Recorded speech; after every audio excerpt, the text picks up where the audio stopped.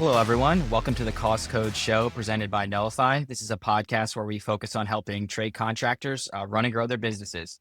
Today, I'm excited to be joined by Steve Coughran, a construction profitability expert and the founder of Coltivar. He has a ton of experience on the financial side of the industry, and he's going to share it with us in this episode. How are we doing today, Steve? Great. Thanks for having me, Ryan. Of course, my pleasure. So, Steve, for those who aren't familiar with your work, maybe you can talk a bit about your background and how you got here today. Yeah, so I'll give you the abbreviated version. I started my first company when I was 16 out of my sister's garage. That's when I got a taste in construction. I was doing landscape installations, grew it into a design build firm doing several million a year. And then after that, I went back to school, got my degrees in accounting and finance. And I thought, you know what, maybe I'll try a white collar job. I went to work for Ernst & Young in public accounting, and I realized very quickly that I'm more of a creative, right? Because doing accounting and doing all this work and just filing it away in a file cabinet wasn't super fulfilling. So I went into public accounting and I got a lot of great experience, but I realized there's this massive gap between strategy and finance. So executives would talk about growing the business, expanding into a different geography, whatever it was. And then you had the finance teams building these models and these budgets, but they weren't connecting the dots. So I left, started Coltivar, and then that's when I started working with construction companies. Since then, I've been a CFO of $1 million companies, $1 billion companies, and I've advised a lot of other businesses in the process. So that's my background. Excellent. Yeah, you have experience on both sides of the coin, as they say, which is fantastic.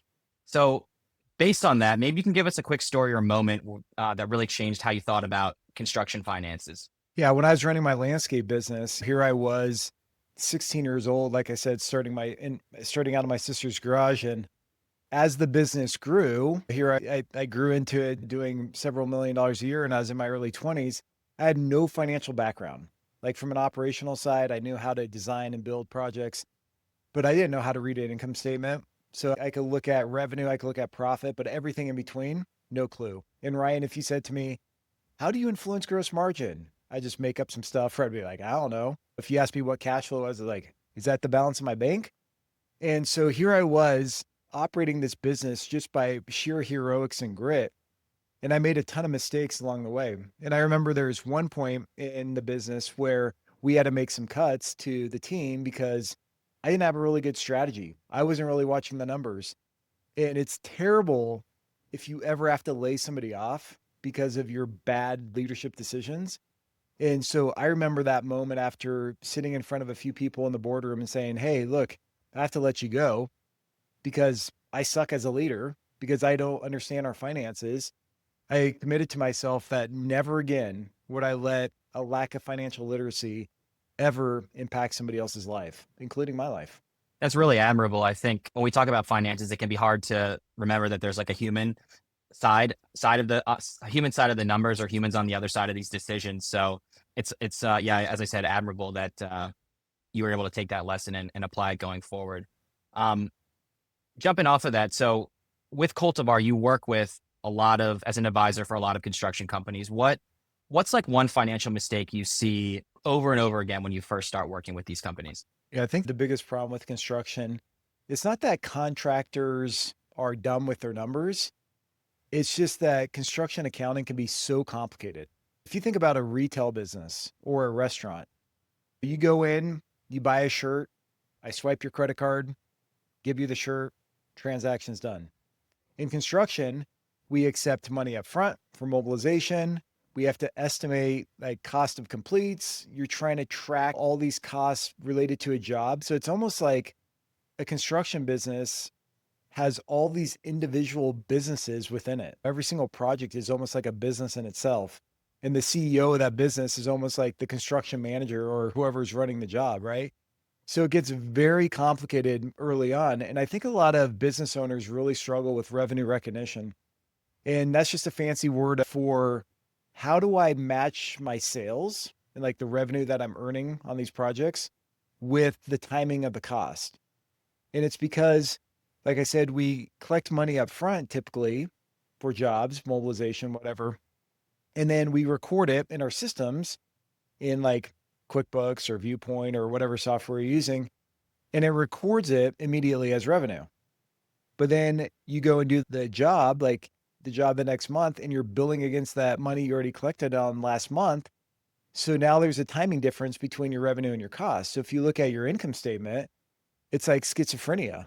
You look at it one month, you're like, oh my gosh, we're making all this money. And it's, yeah, because you invoiced your customers, recorded as revenue, but you have no cost because the job hasn't started. It's not revenue. And then you look forward and the job started. Now you're incurring all this cost, material costs, labor costs, sub cost, and you have no profit and the income statement looks terrible. So if you're not doing percentage of complete billing or the correct revenue recognition, then yeah, your financials are a mess. And it's so hard to run a business that way.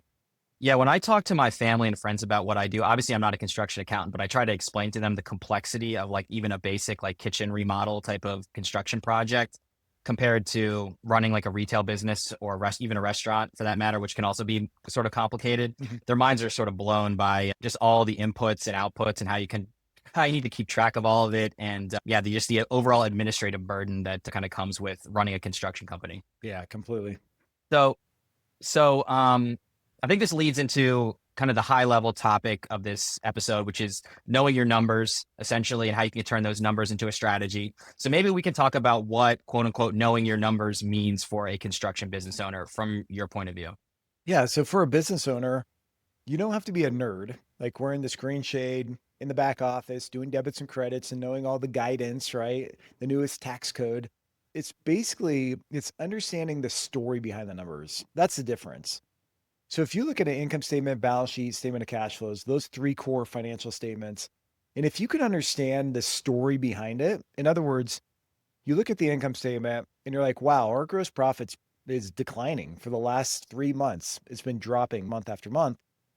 Then being able to understand what's driving that. Okay, it could be pricing, it could be our volume, or it could be our cost of goods sold, the cost of delivery.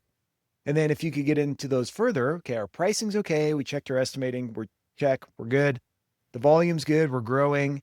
Cost of delivery, okay. Materials, all right, we're good with buying from the right suppliers. Our labor, whoa, we're off on labor. And you get into like the job details and you realize you're bidding 1,000 hours and it's taking the field 1,500 hours. That's when you could start looking at the financials and then making like real changes in the field. And so that's what I mean by understanding the story behind the numbers and how things flow on the financials. Or another case in point, say you go buy a truck or you go buy a skidster or a trencher, whatever piece of equipment you're using. You may think, okay, I'm going to go buy this machinery for 50,000 bucks. It's going to show up on my income statement. It doesn't show up on your income statement. It doesn't hit profit at all unless you record depreciation.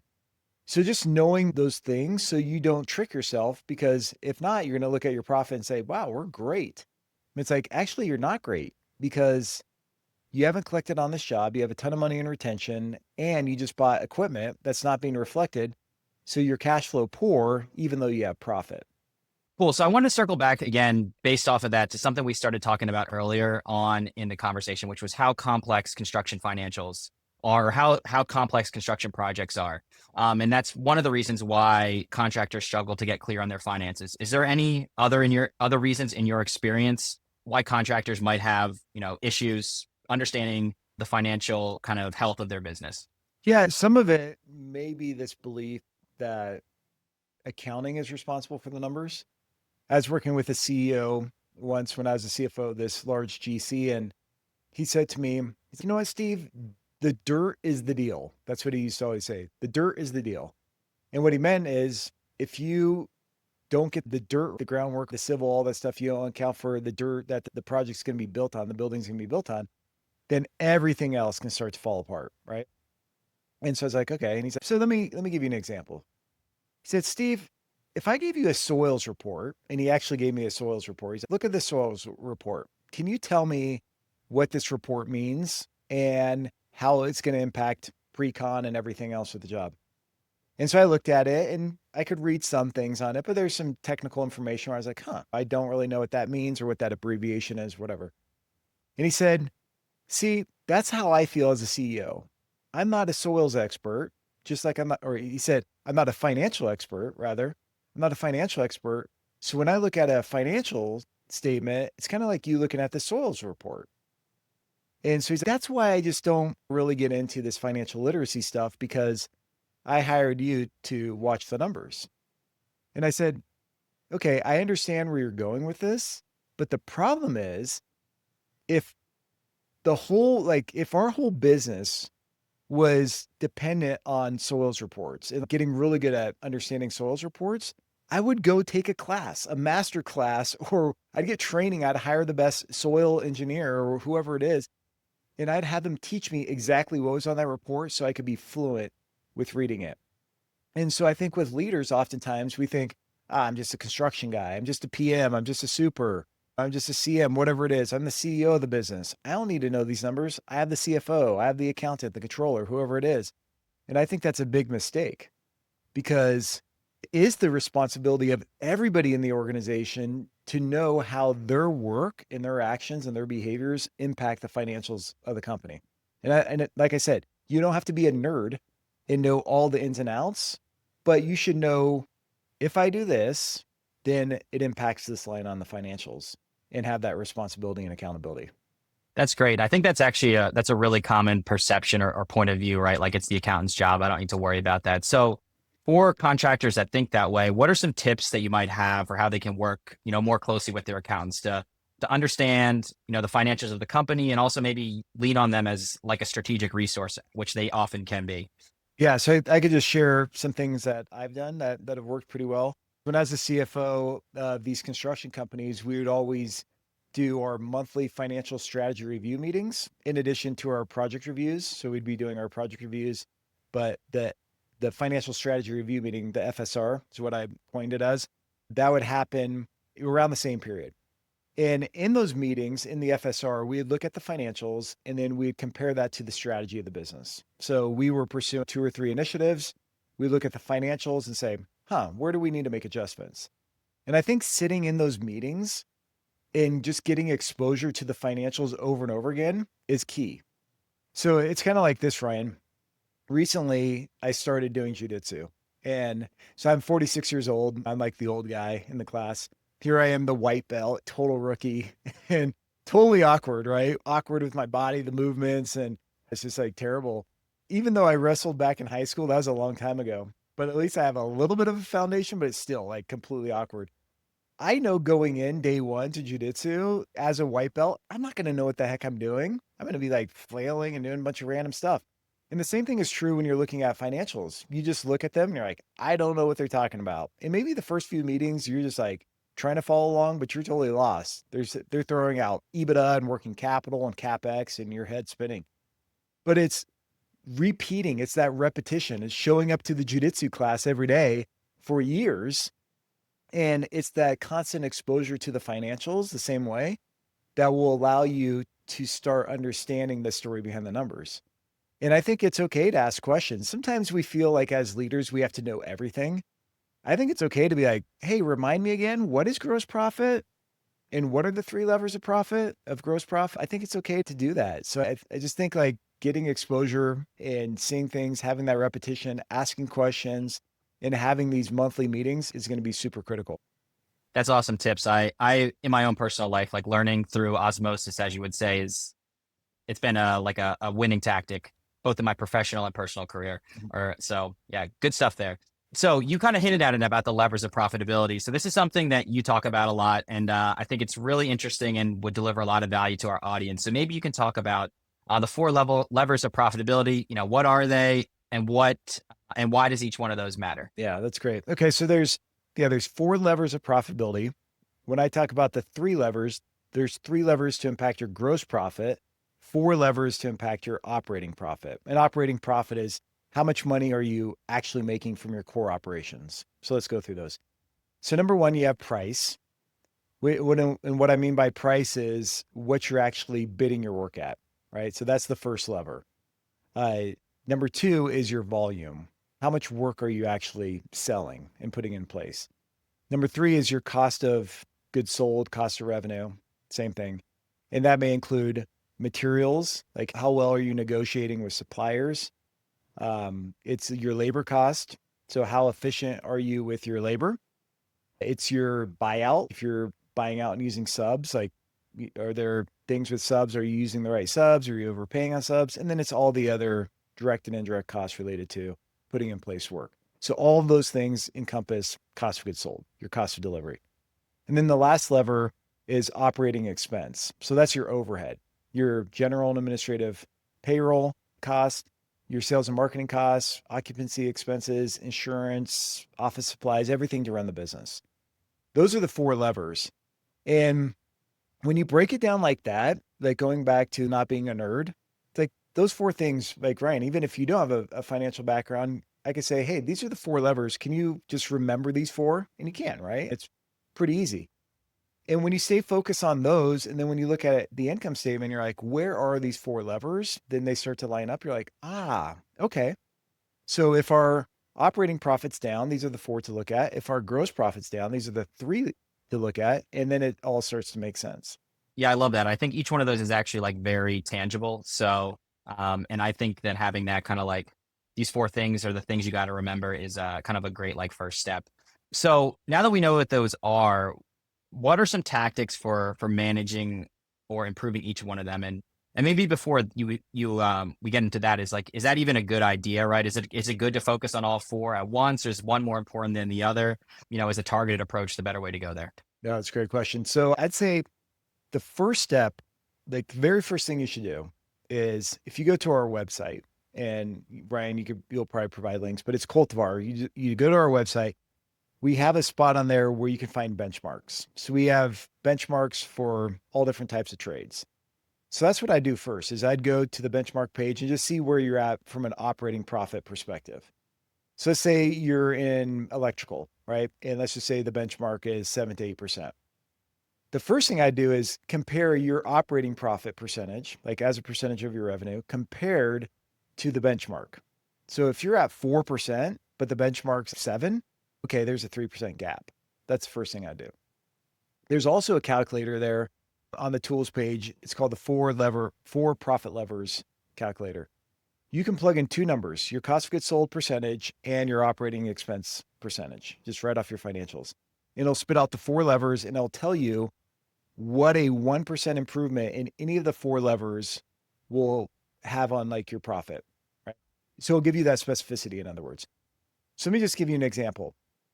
You're an electrical company. You have cost of goods sold at 60%, which gives you a 40% gross profit. That's your profit before your overhead.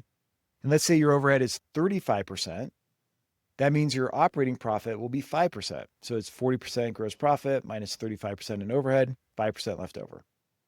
If you plug that into the calculator, and I did that before this, it'll show you that a 1% improvement in price will have a 20% impact on your bottom line. The next lever, number two, is cost of goods sold. If you can improve labor or materials or your subcontractor spend by 1%, it'll have a 12% impact on your bottom line. And then I think volume's number three, that's 8%. And then overhead is 7. So you could plug these numbers in and you can know with exactness how it will impact your numbers, which is powerful because if I was a leader and I was talking to my estimating team and I said, okay, look, Ryan, we have to figure out a way to raise our prices on our bids. And if we could just add $10, 1% to $1,000 bid, that's nothing, right? That's like a rounding error. That'll have a 20% improvement on our bottom line. We're not talking about increasing our pricing by 20% to get a 20% improvement. We're talking about adding $10 to 1,000. So when you could be specific like that, I think you can rally the troops because they're like, okay, got it. Versus going to them and saying, we need to raise prices. They're like, by how much? You're like, I don't know. Just let's charge more. Not super effective. And I'll share a quick story and then I'll be quiet here. But years ago in the landscape industry, there was this consultant and he was going around to different businesses and he's well-intended. He's just definitely misinformed. So he's going around to these landscape businesses and his whole mantra was go in there, cut their cost, help them to grow their revenue. And so we're talking about cut their costs, operating expense, and volume. So I just told you with that electrical company example, the two lowest levers. So he'd go into the business and he'd be like, all right, what's the biggest cost? Oh, it's labor. Pull me a payroll summary. They'd pull the payroll summary. Okay, let's sort it by like highest to lowest. Okay, these three people, let's fire them. They're costing you 800 grand a year in salaries and benefits. And so he did it with one company and they laid off like the top like 5% of people. And the company saved several million bucks in payroll. But then, all right, then is now that we laid those people off, we didn't realize that they were the biggest drivers of our backlog of our sales. Like they're bringing in all the work. So then sales dropped, right? And then the people that left went and started their own companies or they joined competitors and it destroyed the business. And I don't even know if they ever recovered from like their like flying high days. And so I think that's where it could be super dangerous by just looking at an income statement and being like, let's cut our overhead or let's increase volume, or maybe it's let's increase our price. Like, how do you know that's the right lever to pull? Into your earlier question, you can do all four at once, but it's super hard to do. I always like to say DONE, like I spell out the word done. And I'm like, put the E on it because so many companies are like DON with their projects. And I'm like, DONE, put the E on it and don't have all these things that are just DO or DON because then you're not going to make any progress. I love that. There's finishing stuff is yeah, is the key to progress and the key to success in my opinion. So, and that's a really powerful story as well. I think like cutting costs often comes up as like the simplest or most straightforward way to improve things for a business. No one really like quote unquote likes to raise prices or there's a fear around raising prices, but sounds like oftentimes that is the most powerful lever that a business has to pull, provided it's done the right way. So maybe we could talk about that briefly because I know for our customers and I think for this industry as a whole, right, pricing is really difficult. You have all these different inputs. You have a lot of competitors. Everyone's kind of bidding for the same jobs and things like that. So how can a contractor be quote unquote smarter about pricing from your Yeah. point of view? No, I think pricing, and if you do the numbers, you use the calculator, pricing is going to be like the top lever almost always. And which is so funny because I know contractors and they go back to their suppliers and it's say they're an irrigation contractor. It's, oh, this 4-inch pop up here. You're charging us $6. And this other supplier over here said they could get it to us for $5.75. And if you don't lower the price, we're going to like switch vendors. And I'm like, when you do the math, when you like actually do the math and you extrapolate it out, you're talking about a negligent amount, right? Very immaterial. And when it comes to pricing, I'm like, why? Instead of beating up your supplier, the supplier who's going to drive 30 miles to your job site one day and drop off pipe when you're like in a bind, or instead of beating up this other supplier or skipping out on software or whatever it may be to make your business better, because that's often what we do. Oh, I'm not going to do that software. We're going to just keep doing it manually. It's like $500 a month. We can't afford that. Instead of just raising your prices, there's so much upside there. Contractors do a bunch of wacky stuff. And I think it comes from this, maybe it's a lack of confidence. Maybe it's like me early on. I used to look at my bids from the perspective of my financial position. So when I left home at 16, I had $0. I had no safety net. It's all me, right? And so when I was first starting out and I had $1,000 in my savings account and I'd go do a bid for somebody's backyard, I'd bid it out and it'd be $12,000 according to my, rinky dinky spreadsheet. And I'd look at that and I'm like, dang, 12 grand. That just seems like so much money for this backyard. And so I'm like, I'm going to just drop it down to 10. And I drop it to 10 and I'd get the bid. And then I'd do the work. And guess what? It would still cost the same amount that my spreadsheet said. And I did that for so long. I did that for years, Ryan. I don't know. Like I'm such a slow learner. And then one day I realized it's about value. It's like communicating the value. So I wrote this book called Cash Flow. It's right here. And in the book, I drew this funny looking picture here. I'll just show it for those who are looking at that. But there's this person and they're trying to get to this like palm tree and that's their dream outcome. And along the way, there's going to be these obstacles. So it's like, what's the probability of your customer like having success with you? What's the speed to value formula and calculation there? And then what's the what's the friction and just like the sacrifice like of working with you? So when you think about those three things with value, if I go in and I'm in a low bid situation and I'm just competing on price, okay, that's a bigger strategy positioning problem. But if I'm communicating those three things and I say, look, like you want to have your daughter's wedding in your backyard, right? In the fall. Yeah. And you want it to be a great place for all your friends. Like they're going to come over and you want it to be this amazing experience. Your daughter, hopefully she only gets married once, and you start painting that dream outcome and really selling the dream outcome. You're not talking about, okay, yeah, we got 35 trucks in our fleet. We got a trencher ditch witch and we're going to do this. We're going to locate your cables and we're going to do this and take you to the nursery and walk through the process. That's terrible. Don't sell them on that. Sell them the dream outcome. And then you got to say, hey, this is why you're going to have high success with us, because they're worried, what's the probability of being successful with you? So it's saying the reason why you're going to be successful is we have this track record. We've been winning awards for the last 30 years. We're a member of this association. We carry these best practices and standards of all the work we've done. We've completed over $38 million of work or whatever it is, right? So you want to give them that confidence that you can deliver. The next thing is the speed to value piece is if I say to you, hey, Ryan, I can do your project, and I come in and I'm the lowest price. And I'm like, yeah, so I'm $5,000 lower than everybody else, but I'm so backed up right now. I'll start you in December. And you're like, what? And another contractor comes in and they're $7,000 higher, but they could start me in 3 weeks. I may value my time. I may value the speed. So I may be willing to pay more, or just the effort of working with you. If I'm like $5,000 cheaper than you, but we got to schedule out an appointment that's going to take a week. It's going to take me 3 weeks to get back to you on a design. I'm going to send you a proposal. It's going to take another week. You're going to have to print it out, fax it back to me. You're like, I don't even have a fax machine, Steve. And it's just so much friction to work with me. Then you're like, I'm going to just pay the higher price. So I think when it comes to pricing, it's like when value exceeds price, customers buy. When price exceeds value, customers don't buy because they don't see the value.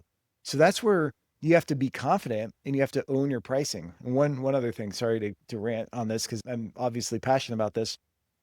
If I do a bid and let's say I'm selling you a water feature and it's $70,000. If I go to you, Ryan, and say, hey, okay, thanks for meeting with me, Ryan. I'm excited to do this project. Okay, so the bid came in higher than I expected. So there's a lot of ways we can like value engineer this. So we could do this different. You're going to be like, what?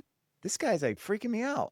If I come in there and I say, hey, Ryan, look, I did this design for the water feature. It's beautiful. We're going to do 50 tons of granite boulders. It's going to cascade down the hill. We got a great filtration system. It's going to keep this low maintenance. And all this it came up to, and it's only 70 grand. And we could start you in 3 weeks. Which one are you going to feel more comfortable with? So it's the selling, not just the pricing, that makes all the difference. I love that because I don't think a lot of contractors think of themselves as salespeople, but that is a huge component. As someone owns a home and has bought, services and things like that, it's a huge part of the process. So I think those are some great tips. I wanted to, I kind of move into a lightning round of a few hot topics here because we're getting towards the end of our conversation. So, we all know that cash is king and cash flow is a huge topic in construction financials. So maybe if you could share a few quick tips or stories around cash flow and helping and what could help kind of contractors get a better handle on their cash flow and do a better job of managing it so it doesn't become like a hindrance for, where they want to take their business. Yeah. So if you look at cash flow, and I posted something like this on LinkedIn just the other day about how much does a $3 million landscape business actually make? And then I showed profit. And then underneath profit, I had two other main things. And then it got down to cash flow. And it's like, we throw out numbers all the time. Oh yeah, I made 300 grand last year. My business made $1 million last year. But after you add back depreciation and amortization, because those are in your profit numbers, I won't get too nerdy with you on that. There's really two things you have to pay attention to: working capital and your capital expenditures. Capital expenditures, that's just how much money goes out the door to buy trucks, trailers, skid steers, tractor, your building, etc. All your assets. So that number doesn't show up in profit. Okay. So that's down below. Then your working capital, the biggest thing is going to be in your contract receivables, your contract retention. If you have any inventory, if you hold inventory, and then your difference between that and accounts payable. Those are your main things there.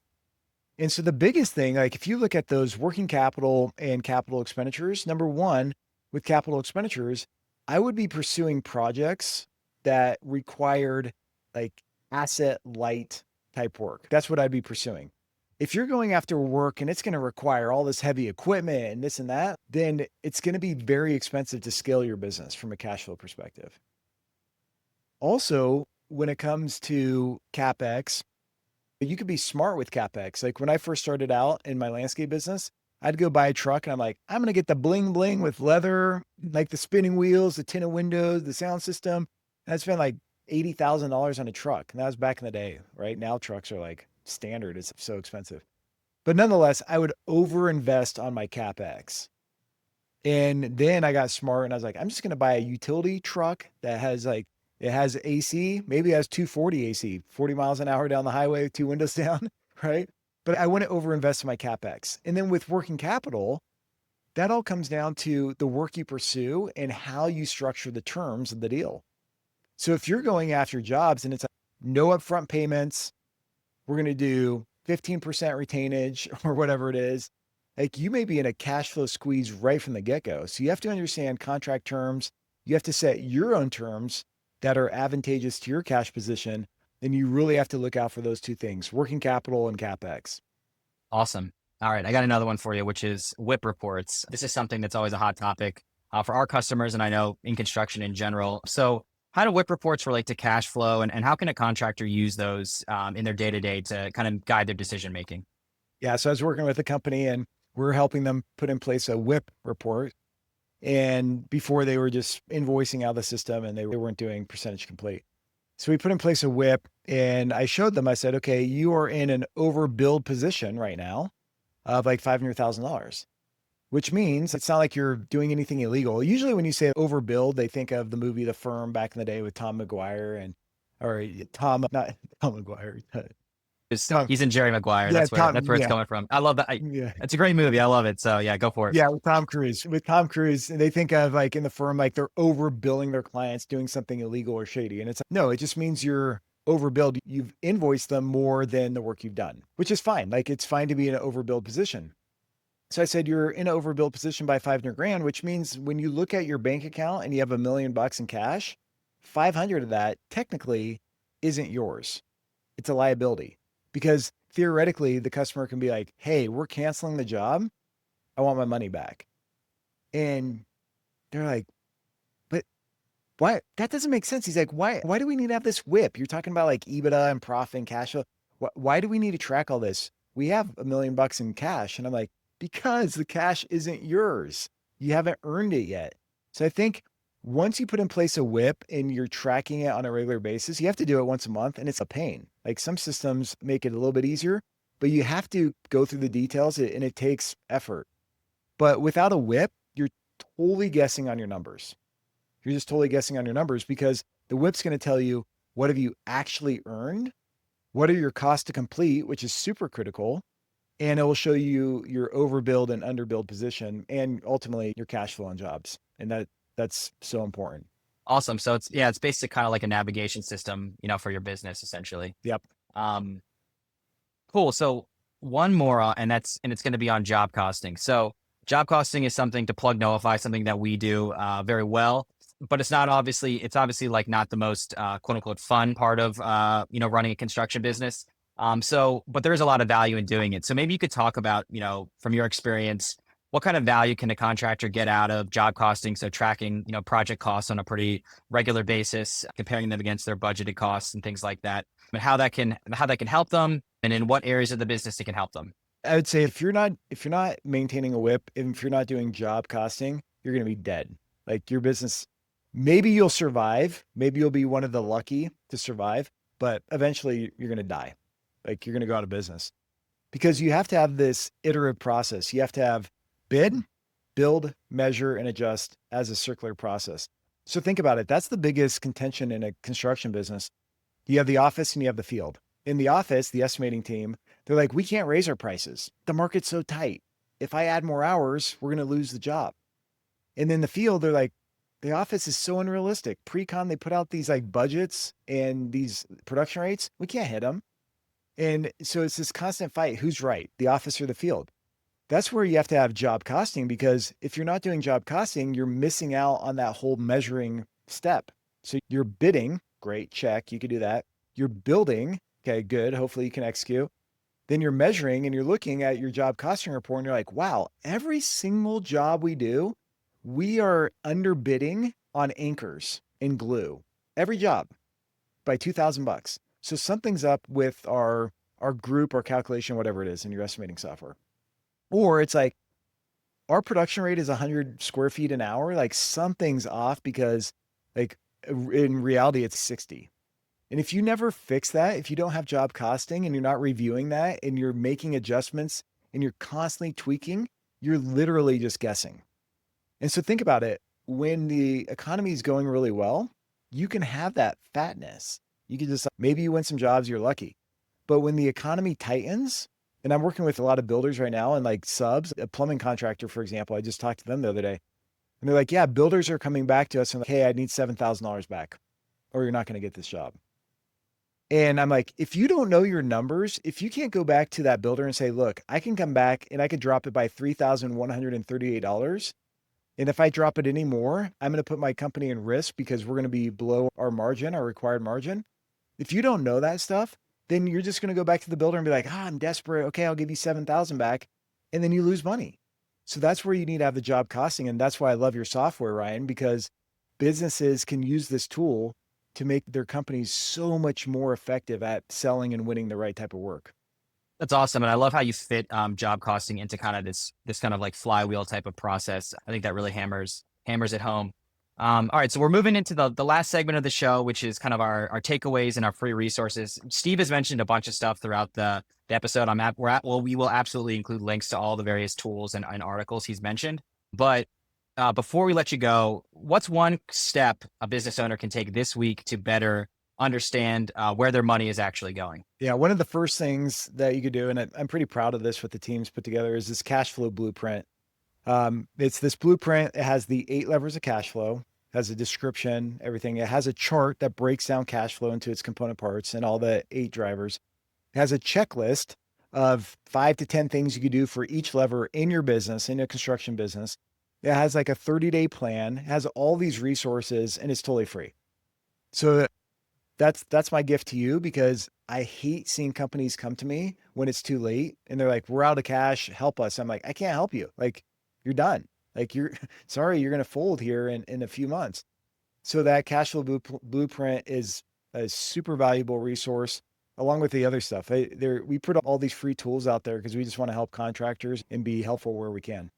Awesome. And thanks, Steve, for sharing that with the audience. You can find that at cultivar.com/cashflow. Again, I'll have a link. We'll have a link for that in the show notes. And then, Steve, before we sign off, maybe you could tell the audience a bit about Coltivar, what you guys do. I think they might be able to guess from the episode itself, but just in case they're interested in reaching out about your services and things like that. Yeah. So ultimately what we do is we provide companies with this financial operating system. And I say an operating system is because you have to have a rolling forecast. You have to understand your cash. You have to have the right KPIs. And when I say the right, that tie back to your strategy, you have to have a strategy so you know where you're going. And we provide all this in a system to help companies have more financial clarity, hold their teams more accountable, and to drive better results. And so that's what we offer. We work with construction and service-based businesses, and we especially crush it with companies that don't have a CFO, that are looking for that type of strategic financial level guidance. And we can provide a great solution for them. Awesome, Steve. Thank you so much. I think that's a great note to end on. To everyone who's watching or listening, thanks for tuning in. Remember to check the show notes for all the resources that Steve has mentioned and is sharing with us all. And if you're looking for help managing your projects or finances, check out Knowify at knowify.com. We'll be back with another episode of the Cost Coach Show soon. Thanks so much.